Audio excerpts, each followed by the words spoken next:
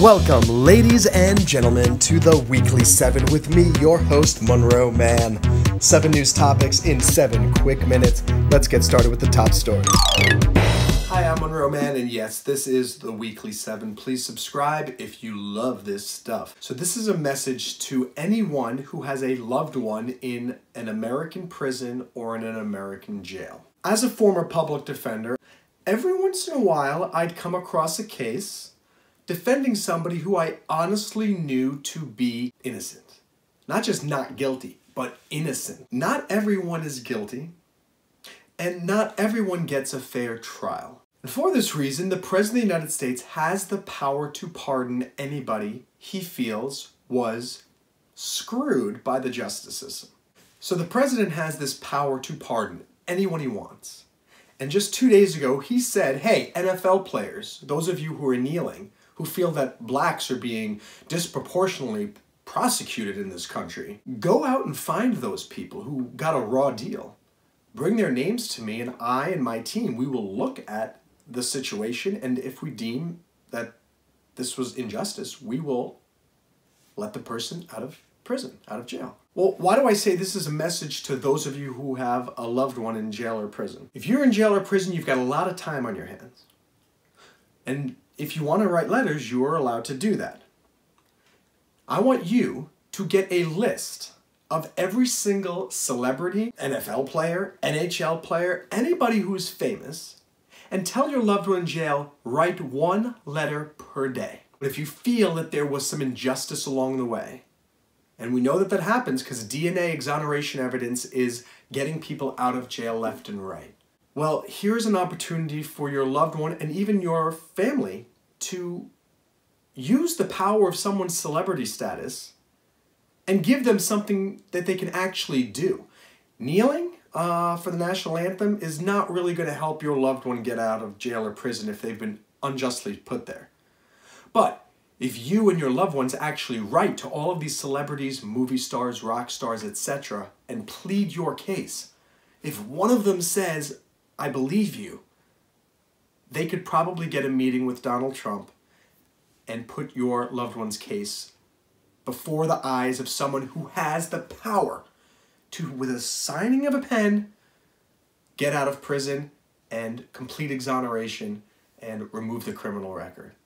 So please look into that, and please tell your friends and family, anyone who's watching this, forward this video, because this could potentially help solve a terrible problem that we have in our justice system in a way that uses the power of the pardon, the celebrity power of movie stars and sports stars, in a way that the criminal justice system just will not work. So that's my top story, and I really hope that this video gets out across the globe and inspires people who are in jail and in prison. Start writing letters. Moving on to the world story. Of course, everyone is talking about Kim Jong-un and Donald Trump and the meeting that's happening in Singapore. A lot of people are criticizing Donald Trump because they think he is going in without preparation. I have to laugh because a lot of these people who are criticizing Donald Trump don't know anything about business negotiation. They don't know anything about the human dynamic. They think everything needs to be done by committee and by bringing on a team of experts to tell you what to do. Donald Trump has a good head on his shoulders, and he didn't become a billionaire by not using his intuition. So when he said, yes, it's about attitude, and I will know in the first minute whether there's going to be a deal, I take him at his word. I trust that he is going to know exactly how to do what needs to be done to try to strike a deal. He destroyed the entire playing field of Republican nominees for president, one after the other, using what? His intuition. And people keep saying what he's doing is unprecedented, and I saw a wonderful article going, yes, that's exactly why people elected Donald Trump, because it's unprecedented. What is about to happen in the next 2 days, I think also will be unprecedented, because that's how Donald Trump got into that position in the first place. He is doing something unprecedented, an American president meeting with the leader of North Korea, because he is an unprecedented character. No other president has gotten us this far. So please just hold back on all your criticism and watch what happens. So moving right along to the travel story for this week, I'm going to talk about Singapore. Singapore, it's an island nation. It's very tiny. It's kind of a city-state where it's one city, but it's also a country. So it's not like there's Singapore and then there's all these other cities all around. No, it is Singapore. That's it, just Singapore. And they have two national languages. They are Mandarin Chinese and English. And the funny story that I have to share is that, strangely, I kind of feel like Singaporeans, despite having two national languages, they don't seem to speak either of them very well. And I say this tongue-in-cheek, but also with some sincerity. While living in Shanghai, China, I gave a speech at the Shanghai-Singapore Chamber of Commerce. And my Chinese is fairly good. And so I was speaking Chinese with them, and I couldn't really understand their Chinese, and sometimes they couldn't understand my English. I thought, you know what, let's switch to English, because I'm totally fluent, and I'm sure their English is spectacular. But we switched to English. I still couldn't understand what they were saying, and vice versa. And of course, there are always going to be exceptions here, but I find it interesting that in a lot of these countries where they have two national languages, a lot of times the public don't speak either exceedingly well. And so if you meet somebody from Singapore, yes, you can speak Chinese with them, yes, you can speak English with them, but you might have trouble no matter which language you speak. For the political story of the day, I'm going back to the Tappan Zee Bridge. This whole war, this battle with Governor Andrew Cuomo is coming to an end. So we delivered this petition, about 109,000 signatures, 5,000 pages, to the governor's office in Albany about 3 days ago. And here's a video showing you how many signatures, how many people want the Tappan Zee name back on the bridge.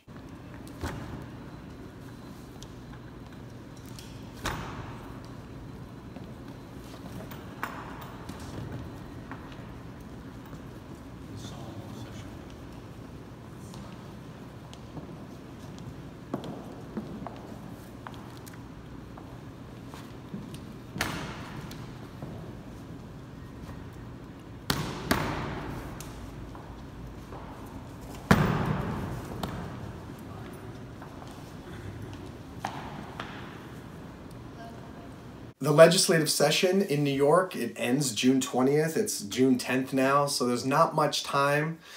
I'm hoping that the legislature will do the right thing. I unfortunately think that they're not, and I am going to forever hate Governor Cuomo and every single member of the Senate and every single member of the New York Assembly if this doesn't come to a vote, because otherwise this is a shameful, corrupt abuse of power. Terrible, disgusting. Moving on. For entertainment, I want to send a message to you, Donald Trump. I like a lot of what you're doing, and I love all these rallies that you give. And you seem to inspire big swaths of the population. But there is one demographic that you totally ignore. And I'm hoping that someone who has your ear will watch this. You do not talk about entrepreneurs. And when I say entrepreneurs, I'm talking about, yes, the sole proprietors who are starting a new coffee shop. I'm also talking the entrepreneurs that have 50 employees. I'm also talking about the artistic entrepreneurs, the actors, the singers, the dancers, the filmmakers. I think there are so many people in this group, in this country, who could use a pep talk from you as well. And I'd like to know, what are you doing to help people like me? People who are sole proprietor doctors, sole proprietor attorneys, people who are sole proprietor YouTubers. What does the Trump presidency mean for these types of people? And if anybody watching this knows, please comment and let me know, because I'm curious. For the tech science story, there is now something in Europe called the European Copyright Directive. I believe it is Article 4, yes. It's Article 4, quite scary. It's basically a law that allows a bot, a BOT, like a robo-copyright bot, to troll the web, and anything that it feels is an alleged copyright infringement, it automatically will take that off of the internet. I kind of understand why. It's got a good intention, but the road to hell is paved with good intentions. In no way, shape, or form should we trust the discretion of whether a copyright infringement has occurred to some stupid bot. This type of stuff is why I started the Terms of Service Fairness Project at tosfairness.org, because this is absurd. What do you think? And finally, the life skill is overcoming depression. Many of you know I have a PhD in psychology, and recently there were two very high-profile suicides, Anthony Bourdain and Kate Spade, all right on the heels of one another.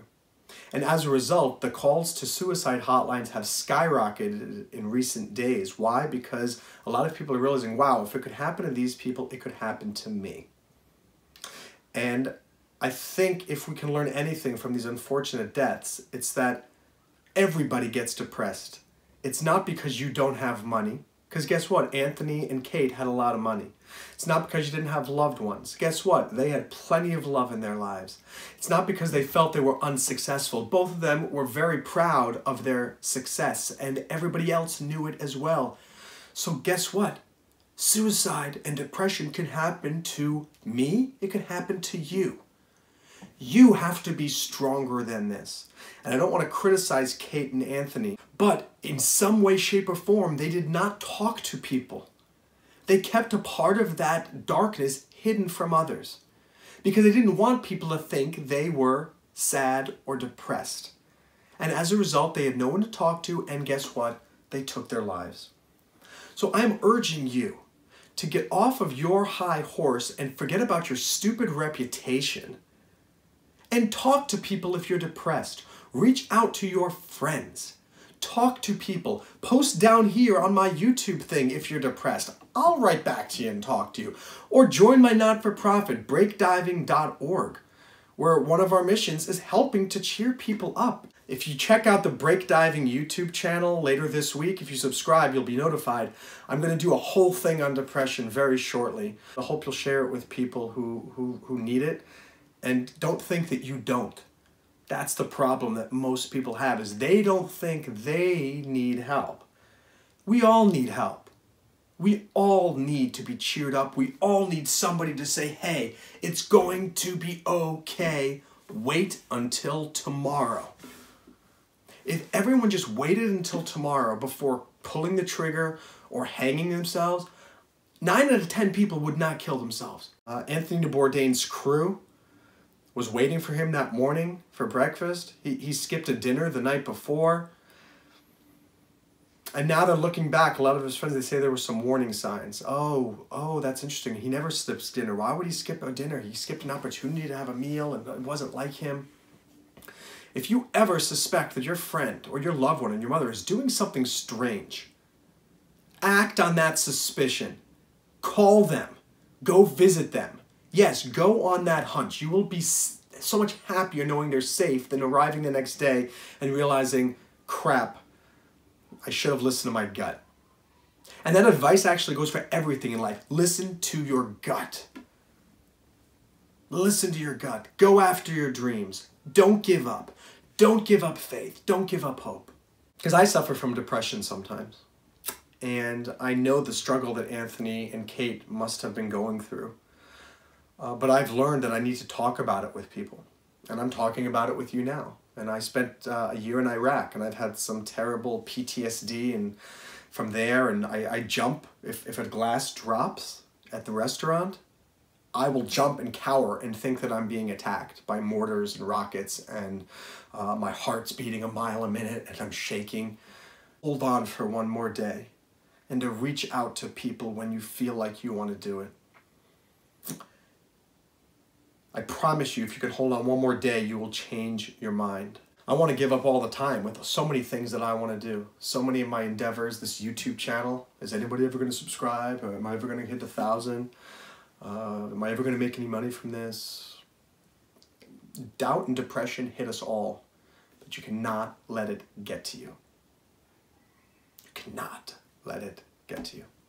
That's the show for this week, guys. I hope you enjoyed this. Please subscribe. Help me get to 1,000 subscribers. And stick around for the show after this, the Weekly 7 Comedy Musical Addendum. And as well as the Fame Show, which will be launching later this week. Plus maybe a comedic character I'm going to throw into the mix. Later, guys. Bye-bye.